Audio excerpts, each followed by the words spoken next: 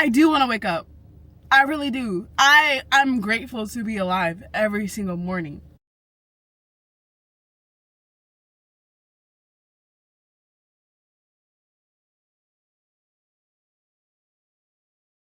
Hi guys, my name is Kiana Simone, and I'm back at it again with another video for my channel, Kiana Simone XO. And yes, this is another location unlocked. I'm in my car and I was doing errands, and I was like, let me go record this video because I haven't recorded in a minute and I really need to get this out. So let's get into it. So this year I wanted to get closer to God, and there was different ways that I was doing this. The main way that I've been doing this is really cutting out as much secular content or things that just weren't serving me spiritually and just were not good for me. And ways that I did this was I started listening to more Christian artists. I still listen to a little bit of secular music, but I try not to as much. Cutting out negative and just heart-wrenching TikTok content, things that I just knew God would be like, what are you watching, girl? And also just like listening and watching more YouTubers that are Christian based and just hearing what they have to say about certain things. There's so many other ways that I've been doing that, or like ways I've been changing my content consumption. So as I was consuming all of these different like contents, I started like seeing a lot of different things, and it just sort of made me calmer in a sense. But something that I noticed, especially on TikTok, was that more like Bible verses were popping up on my feed, and one Bible verse or like topic that popped up on my feed, and I was like, yo, what are they talking about? It was Proverbs 31 Woman. And so I was like, let me go down this little rabbit hole, and I definitely did. And the things that I saw was that a Proverbs 31 woman is really just someone that is faithful, respectful, someone that like watches like what they say and like watches how they speak to people.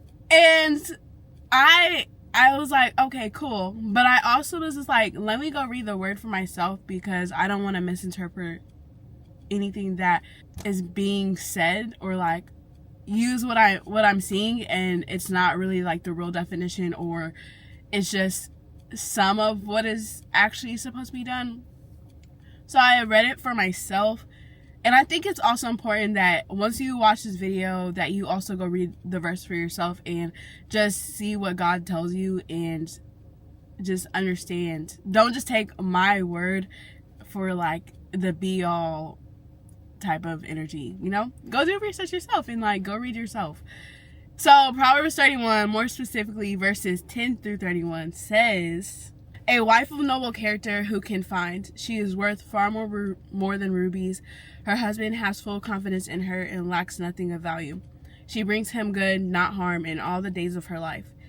She selects wool and flax and works with eager hands. She is like the merchant ships bringing her food from afar. She gets up while it's still night, and she provides food for her family and portions for her female servants.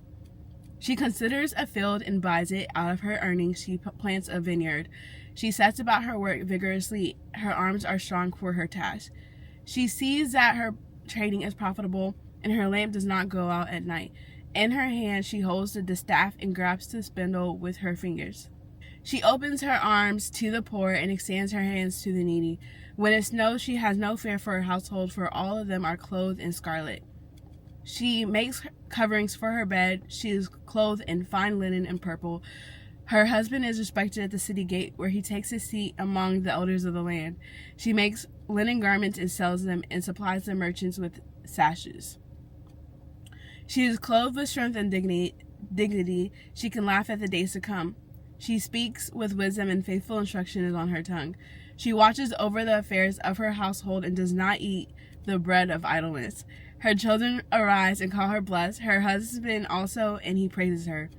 Many women do noble things, but you surpass them all. Charm is deceptive and beauty is fleeting, but a woman who fears the Lord is to be praised. Honor her for all that her hands have done, and let her works bring her praise at the city gate. So I was like, okay. I like the sound of that. And I'm gonna just like break it down to my interpretation for you guys. I'm gonna say, like, obviously some of these things are gonna be a little harder than others for me, but let's get into it. So the first thing that I learned from reading this verse was that you must be devoted to God, and that means that you must be willing to live your life in accordance to what the word says, and just have a strong commitment to him. Pretty much learning who he is, how he works, praying to him, serving others, and just overall being humble, because honestly, things can change in a minute. So just always remain humble.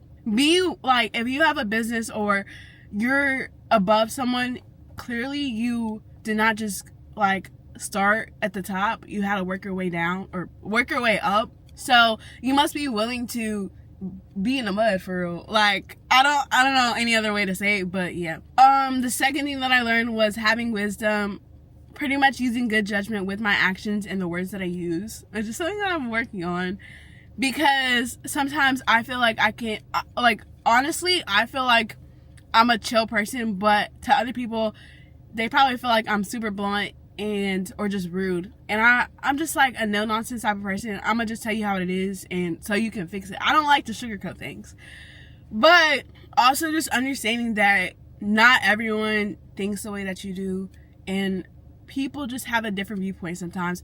So having the emotional intelligence in order to really understand people and their actions, as well as just knowing how to speak to them so that they can really understand what you're saying and use it in the best way possible. Also, your judgment comes from your past. So if you know that doing something does not come with like anything good, or it's a bad decision to do, don't do it, because it's not it. Also, continuing to go after education is super important. I love learning things, but you don't know everything, and going after more education will definitely set you up for success and help you learn how to decipher people and make sure that you're doing what you're supposed to be doing. Overall, like, wisdom is just taking all the things that you've dealt with, as well as learning from people and learning different things in order to make the best judgment. Yeah. Another thing, just like being mindful about what you say and how you say it. I'm definitely learning that. I've cut out a little bit. Well, I'm trying to cut out my cussing, because I know that cussing can turn some people off, and there's always a better way to say something, honestly. The next thing that I learned was self-discipline. And you guys know I love this topic, because my last video I talk about it, and clearly it's a trend. But really just having the ability to control your behavior despite how you truly feel. Don't let temporary emotions distract you from the big picture, as well as remaining consistent in my behavior. Honestly, some of these, like, really just, you need to have emotion intelligence for it. So wisdom and self-discipline. Next, this one's big. I feel like I should have put this at the top, but it was closer to the bottom of the verse. But let's get into it. God-fearing, really just learning the rules and following them. I'm telling you that these are, obviously they're simple, straight to the point, but sometimes it can be hard. I'm gonna be honest. But learning the rules and following them, and then also remaining morally, no matter the consequences from outside. So, like, obviously, like, we're disciples, or we're children of God, and we're supposed to, like, spread the word and let people know who God is. And depending on where you work and how the climate is in your geographic location may make that difficult and may make that scary, but you have to be willing to sacrifice yourself for God. And I know, like, this is such a big topic, but yeah, like, you have to be willing to spread the word and not be scared of, like, what's gonna happen to you, which is scary, but ultimately God will, like, protect you. Yeah. Okay, so number 5 is generosity.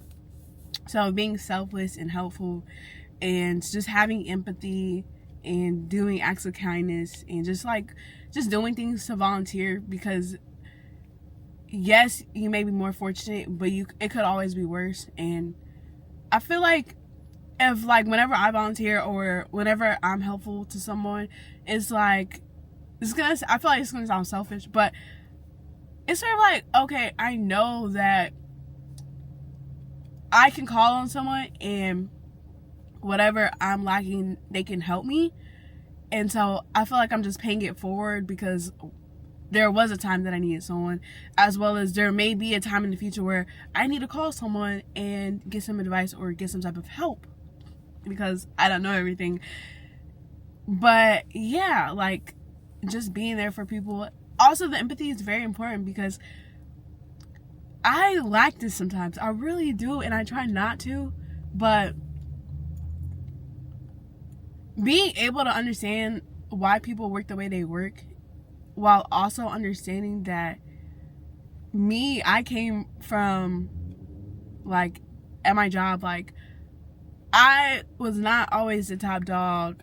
I'm still not the top dog, but I've grown so much, and just having to realize that not everyone grows up the same way that I do, as well as knowing that, hey, even if we did grow up the same way, we may have different viewpoints on certain experiences. So that's super important, because I be thinking dang, why isn't this person doing this to this? And it's like, I have to go talk to them and understand how they think. And I try to give them a little advice because, yes, you may think a certain way, but how you think isn't always how it's gonna happen for real. But it's sort of hard sometimes because I really have to remove myself and just put myself in their shoes. But I'd be like, I would have been out the mud from this, but I don't know. I'm a work in progress, you guys. I'm working, okay? okay. But yeah, just having empathy and understanding that not everyone grows up the same way, and even if they did grow up the same way, does not mean that they are going to have the same viewpoints or experiences as you. Everyone is different, honestly. So just remember that. The last one is just hard work, being hardworking and just having consistency and effort. I know sometimes hardworking or being a hardworking person or being consistent is hard, but it comes a long way. Hardworking or being a hardworking woman is hard, especially with everything that's happening. That's all I'm about to say about everything that's happening.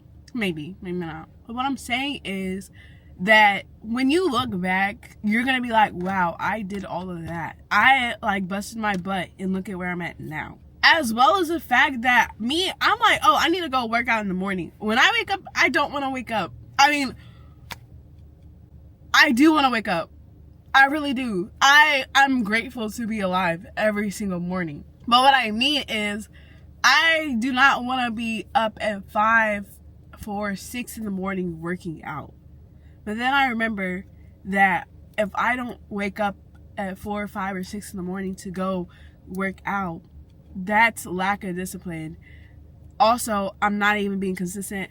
Also, I'm going to the gym. I'm doing things that I want to do, and there's always someone that wants to do that thing that you're always complaining about, but they don't have the ability or the resources to do that. So I'm grateful for where I'm at, and I'm grateful that I'm able to wake up in the morning to go work hard. I'm grateful to go help people or just, do my job, because I actually do like my job. My job is actually pretty chill. I look forward to going to work. I just don't want to wake up at 4 or 5 in the morning to go to the gym and then go to work. But that's the only way that I can do everything that I want to do. So, yeah, I really don't understand what this has to do with hardworking, but I feel like it does, so it's staying in.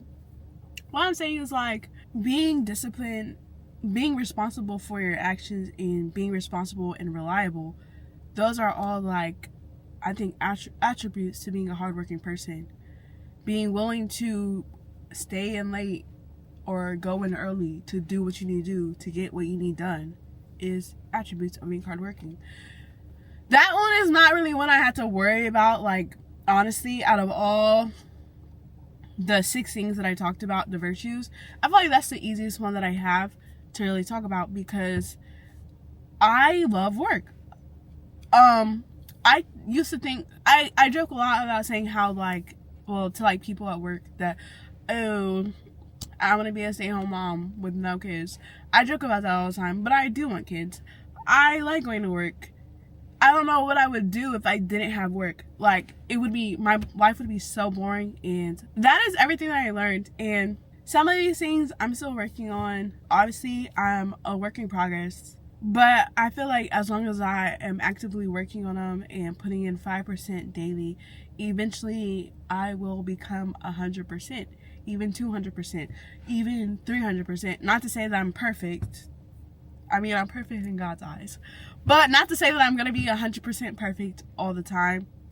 But those tests that I have to determine my virtues, or to determine like who I am as a person, will definitely be passed.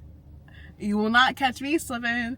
But honestly, even if I did get caught slipping on like these virtues, I would be completely honest, because it's really just about having accountability and just, you know, working on yourself and molding yourself like a ball of clay into the way that God made you. You wouldn't be the way or the person that you are today without the like trials and tribulations. If my life was straight road, no obstacles, it would be so boring. I wouldn't have any way to relate to anybody. Like, what would I say to someone that failed their promotion test and I never failed?